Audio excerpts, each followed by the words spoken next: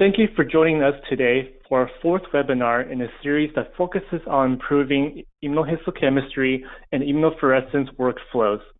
Today's webinar is about counterstaining in IHC. This will be presented by my colleague, Dr. Craig Powell. Following the 20-minute presentation, we will have 10 minutes for a Q&A session. Please feel free to submit any questions you may have using the chat function on the GoToWebinar site, and we will answer your questions accordingly. I am now pleased to introduce you my colleague, Dr. Craig Powell. Over to you, Craig. Thanks, Byron. Hello, everyone, and good morning, good afternoon, and good evening, wherever you may be located around the globe. Thank you for joining us for this fourth webinar in our series. Now, our focus today, as Byron mentioned, is on counterstaining in immunohistochemistry. Now, just before I commence the webinar, let me just explain why we feel this topic about counterstaining is important enough for a webinar. Now, as most of you know, the counterstaining procedure is conducted right at the end of the IHC or immunohistochemistry workflow. Now, a lot of investigators work very hard to obtain the specimen for the tissue preparation, blocking it, cutting it, doing the immunohistochemistry to get a good stain.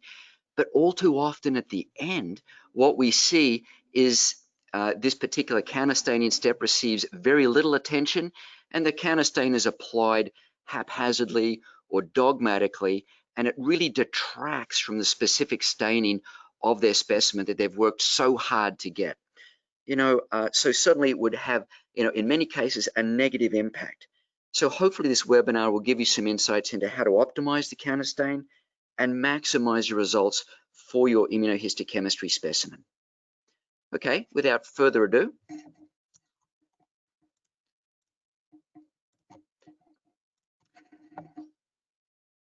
the brief overview will be what is a counterstain for those of you who may be new to the field, and we'll also look at why apply a counterstain in immunohistochemistry. Then we'll look at some commonly used examples of counterstains for immunohistochemistry, some main considerations when applying a counterstain, and then we'll go over a brief summary.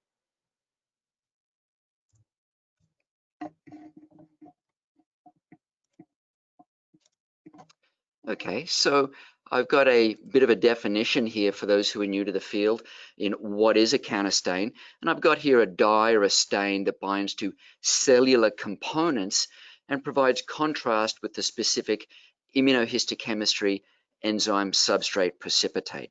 That may be fairly straightforward, but I believe this is a fairly elementary definition and doesn't really get to the point of why you may want to apply a counterstain or the value of a counterstain in immunohistochemistry. And indeed, I will say that one key facet of the counterstain is to augment the specific staining to generate additional information with respect to antigen localization, regional or spatial expression of that antigen, and the tissue morphology.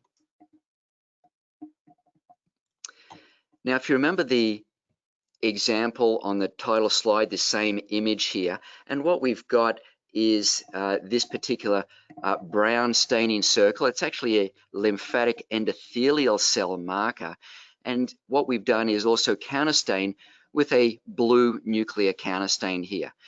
If we did not apply this counterstain, all we'd have would be this brown circle floating in space and not give you any appreciation of its association with this given arteriole. So certainly in this single stain example, you can see the value of why you would want to use a counterstain for immunohistochemistry. Now, just keep in mind this particular image as we go forward actually through the webinar. I'll refer back to this image a couple of times. Now, I'm not a particular fan, I'll say, of the phrase counterstain, and I think this is probably a shortcoming a little bit of the English language, but to take a counter position is to take an opposing position or an opposite position from what is presented. And I don't like the idea of the counterstain being opposing necessarily to the specific stain. I like to think of them more as compatibility or companion stains to work in concert with that specific staining and maximize the data you can get from your tissue section. Okay, let's look at some of the common counterstain choices that are used out there for immunohistochemistry. And what I've got here is a short list of some of the hematoxylins that are used. Mayers, there's a modified Mayers, there's Gill's type 1, 2, and 3, Harris, there's a modified Harris, Ehrlich's, there are other hematoxins as well. And what I've got here on this image on the right is they all do give you blue nuclei, I'll use the phrase, at the end of the day.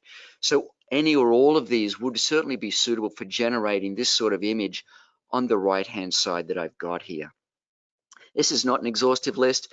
There'd be some considerations, though, as we'll mention later on, about certain formulations of hematoxylin. So just keep that in mind.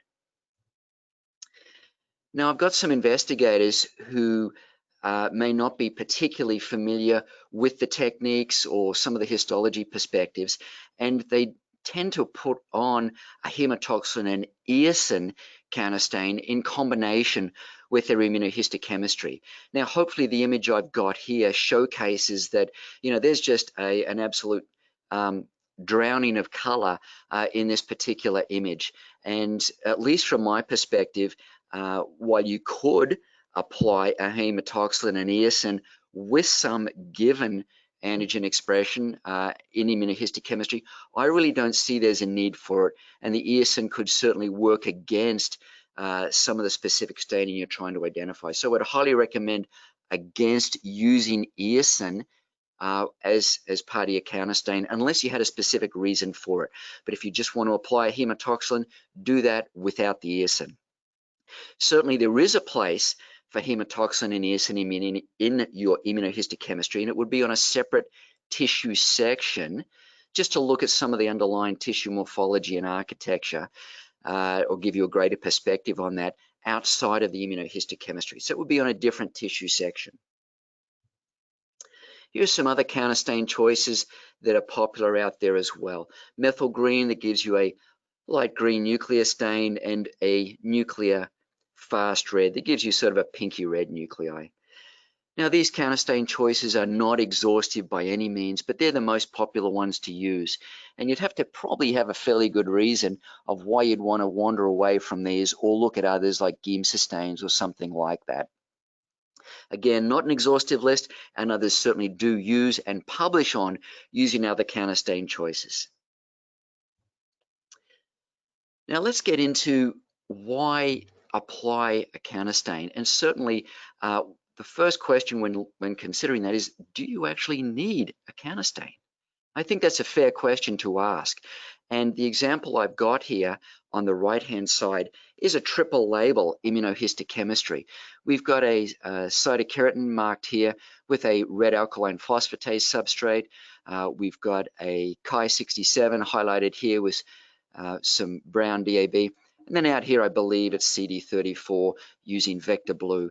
So in this particular example of immunohistochemistry, now there'd be no reason why you would add a fourth color. There's no value to that. Indeed, it may be problematic and would detract from that specific staining. So the question you want to ask is, does the counterstain add additional information, or does it actually subtract or negatively impact the specific staining of my given application? And sure, I've got an example here of a triple label. Think back to that title slide image, the one with the lymphatic endothelial cell marker, and indeed the arteriole. You can see the value of a counterstain there. So certainly a single label in some instances, or in most cases, would benefit from a nicely counterstained specimen. Now, some investigators, even if they are doing, say, a triple label or something like that, just follow through an SOP and dogmatically apply a counterstain because, well, we've always done it this way, or it's part of the SOP, or I was told to do it. Just have a look at the actual methodology you've got there and ask the question, is the counterstain going to be a benefit to me, or is it even required? So don't be a victim of lab dogma and be told, oh, apply the counterstain for a given period of time because we've always done it that way. You know, that's a bunch of nonsense. And quite frankly, if you want good staining, good results, just ask the question, do I need to use a counterstain? Here are some commonly used combinations of counterstains. Brown hematoxylin shown here on the left-hand side with a blue nuclei stained with hematoxylin, brown DAB, excuse me, with blue hematoxylin. And over on this image here on the right, brown DAB toning for a different antigen in contrast with a nice methyl green counterstain. A couple of other examples here on the left-hand side, vector VIP, it's a purple color in contrast with the methyl green, and over on the right hand side here a smoky bluish gray deposit here using vector SG in combination with a nuclear fast red or this pinky stain. Some of those who may have eagle eyes out there will also see this third color, which is actually melanin deposits. This is actually a melanoma preparation. So those of you who might be looking for alternatives to what you're currently using, or to mix it up a little bit, there are certainly a number of different combinations you could use. These examples here are just to give you an idea of what is possible, what is acceptable, what gives you a great contrast out there. Not exhaustive by any means, but just gives you some insight into other color combinations.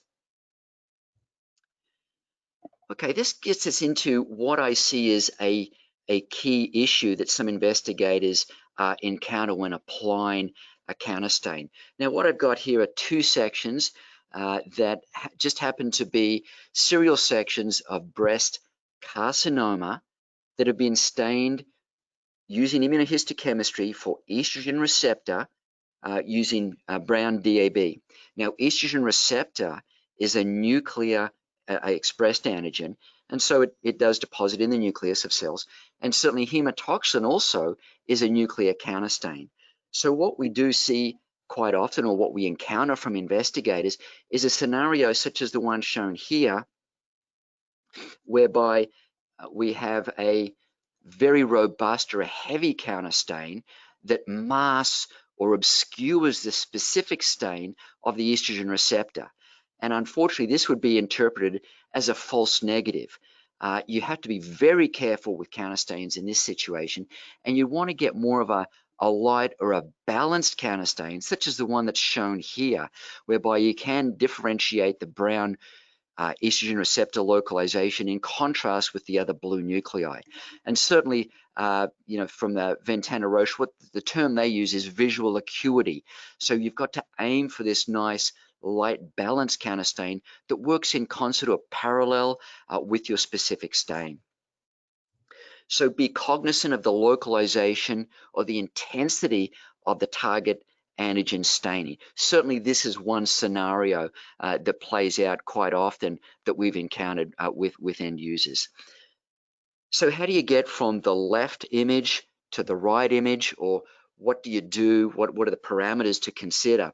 And certainly have a look at the length of time that the specimen is exposed or incubated in the counterstain.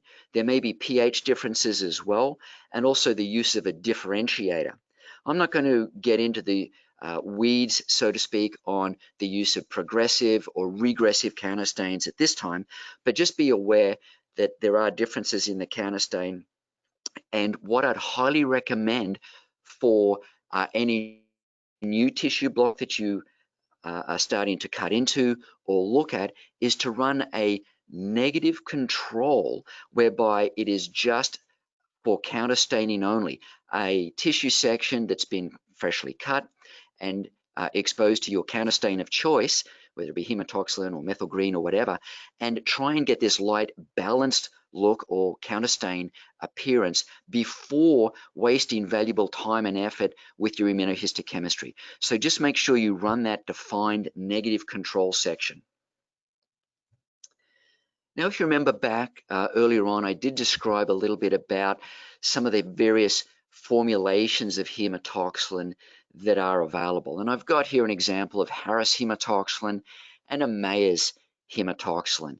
And I did say they do stain the nuclei blue, and at the end of the day, sure, they would all be suitable. But just be aware when you are applying some of these counterstains that some of them may contain solvents such as ethanol or alcohol that may have a detrimental effect on the specific substrate of choice that you're using. It may affect solubility or intensity of that given stain. And so if you do look at that under the microscope prior to applying the counterstain, you may say, hey, this is really nice specific staining I've got here. But after the counterstain, it may look a little duller or washed out, or indeed, have suffered some sort of washout effect. So in these cases, I'd highly recommend going with more of an aqueous-based counterstain recipe. Okay, some other considerations for counterstain: specimen fixation and preparation. Certainly the type of fixative can influence the uptake of a stain. Now, a lot of these parameters, and I'll say maybe the fixation and the blocking of a specimen, may be outside of your control, particularly those who may be working in core facilities or a CRO. You may simply be handed the material and be asked to work up an immunohistochemistry stain and counterstain it. It's certainly imperative at that point, working with an unknown, to run that defined negative control of just a counterstain alone, just to get a feel for that intensity of the counterstain. Also, the mode of fixation as well can play into uptake of stain and the appearance of it.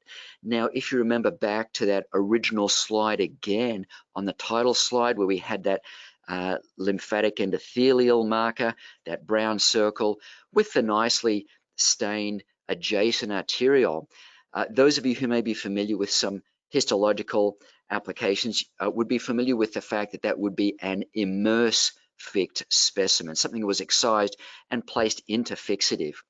If that was perfuse-fixed, then that particular arteriole would be much thinner walled, and the nuclei that you'd be targeting with the counterstain would be more spindle-like. They're squished, if you will, and that would affect the uptake of the stain. So just be aware also of the mode of fixation when you go to look at it, and also when you run that negative control.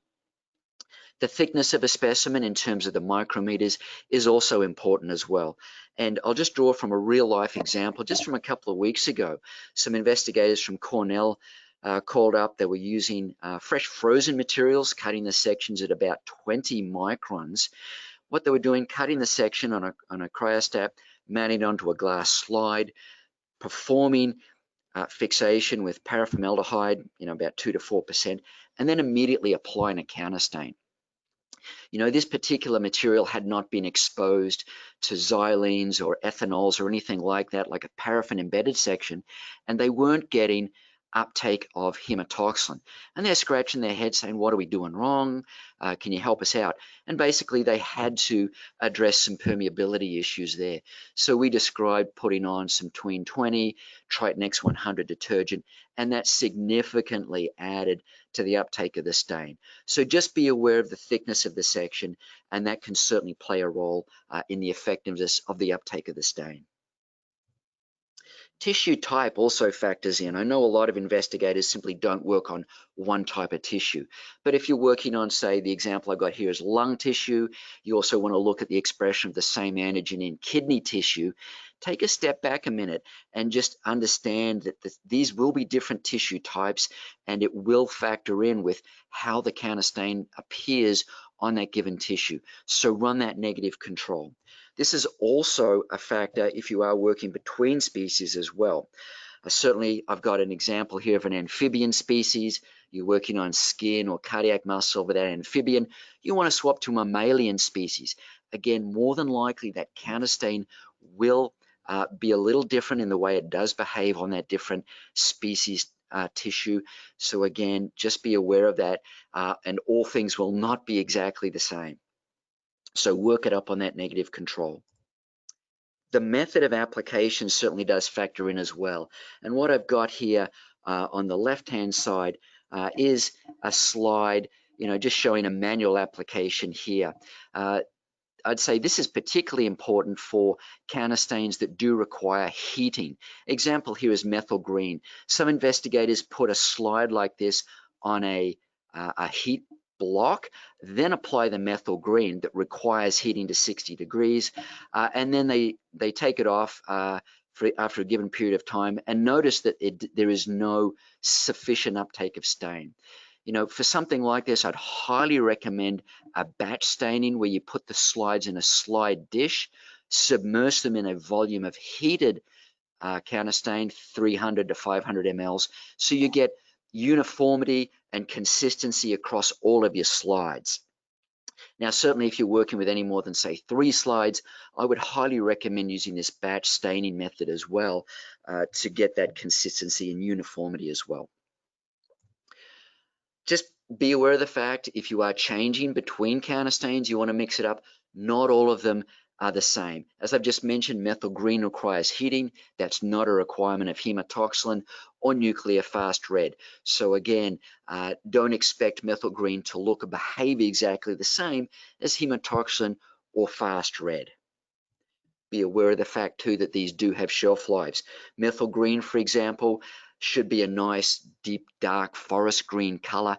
If it has tinges of brown or rusty brown, certainly it has expired, so you will have to get fresh material.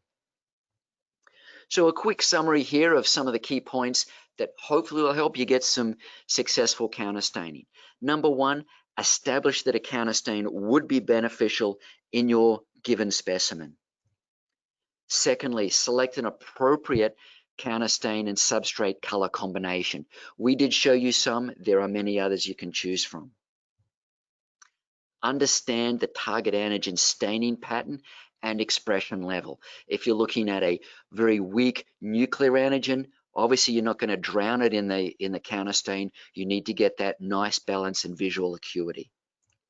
This is where you'd want to run a defined negative control and work up those defined staining parameters. As we just mentioned, any more than say about 3 slides, I'd highly recommend using a batch format for consistency and uniformity across all of the sections or slides that you're working with. And certainly use fresh or non-expired material, obviously, for the best results. For those of you who may be interested in learning a little bit more about some counterstain substrate combinations, we do have a free poster here. You're more than welcome to access to sign up to get through this particular URL. This gives you an idea of the dimensions of the poster, but we do have some valuable information down here about substrate combinations and substrate counterstain combinations. So at this point, I'd like to say thank you very much for staying with us for this webinar. Please tune in for our next webinar, Considerations for Selecting IHC Detection Reagents, on October 6th. So thank you again, and at the moment, right now, I'll open the floor up to any questions you may have. Thank you. All right, thank you, Craig, for that presentation. We will now begin our Q&A session. Okay, so our first question is about methyl green. How can I troubleshoot light or weak methyl green staining to improve uptake? Yeah, methyl green, as I did mention briefly in the presentation, it is certainly different from something like hematoxylin. It does require heating, usually to say 60 degrees is the recommended temperature range. And one of the issues I did mention is about investigators who may have a heating block handy, and they actually put the glass slide down on the heating block that's set to 60 degrees and then apply the counterstain right on top of that. And that unfortunately does not generate a sufficient uptake of the stain. So number 1, I'd highly recommend heating a volume of that counterstain to, either in a Copeland jar or in a staining rack or dish, 300 to 500 mLs, I think I mentioned. Heat that to 60 degrees, then submerge the specimen in that preheated solution. Additionally, methyl green in the methodology also has some steps washing through acetone, acetic acid, if I remember correctly.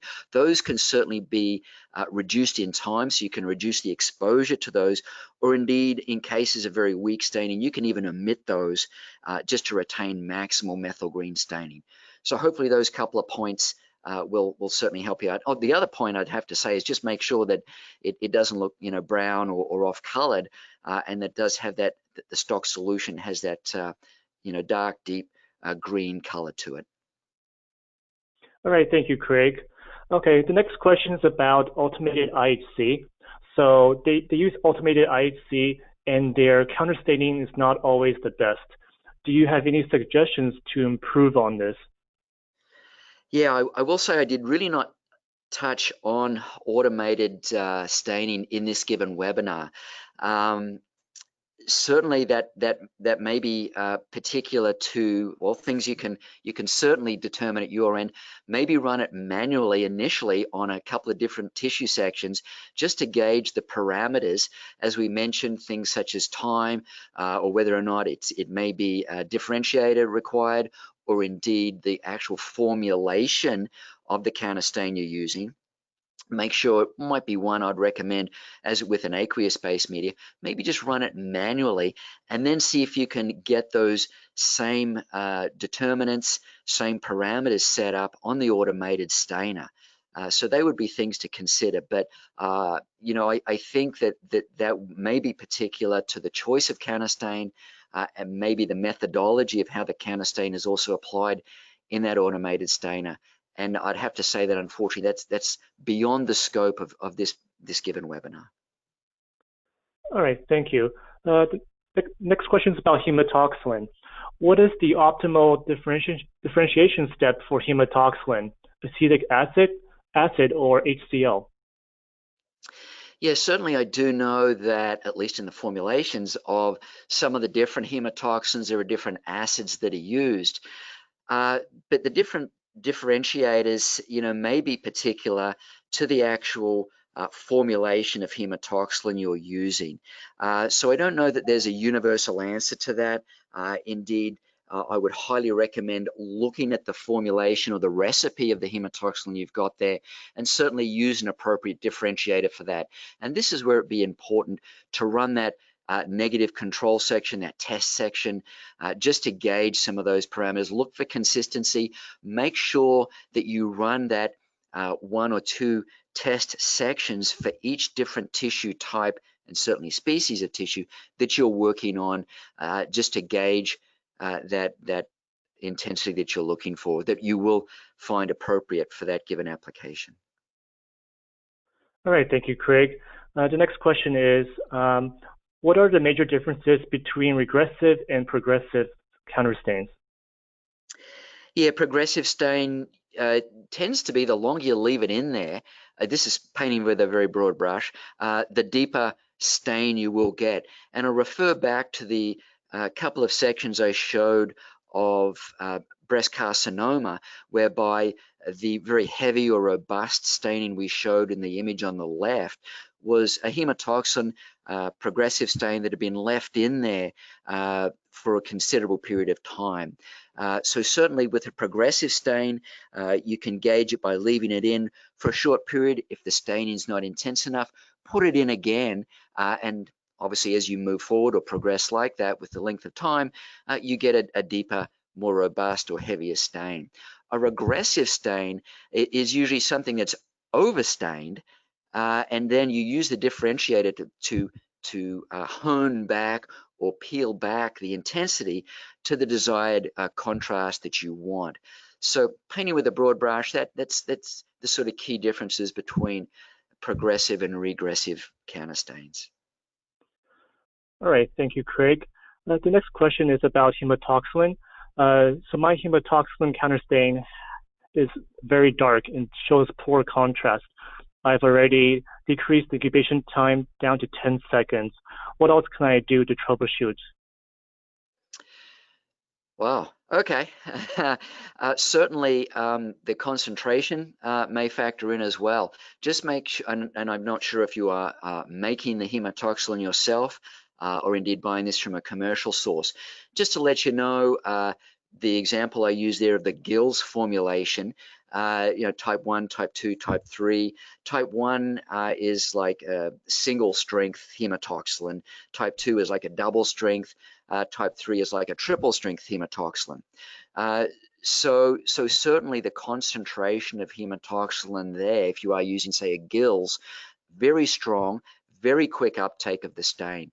You may want to look at a different formulation of hematoxylin, such as like a Gills 1 or indeed another type of hematoxylin that would help you. Another opportunity would be possibly using a regressive type hematoxylin, whereby you can control the intensity by then applying that differentiator and dialing back that intensity, almost like washing it off until you get that desired intensity.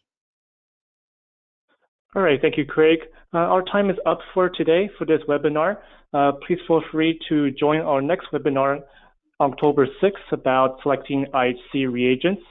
We will send you the entire recording of the webinar after this session. And if we did not answer your questions, we will answer them personally later. Please feel free to submit any more questions through our general email, technical@vectorlabs.com. Thank you for joining us and have a great day. Thank you very much. All right, bye-bye.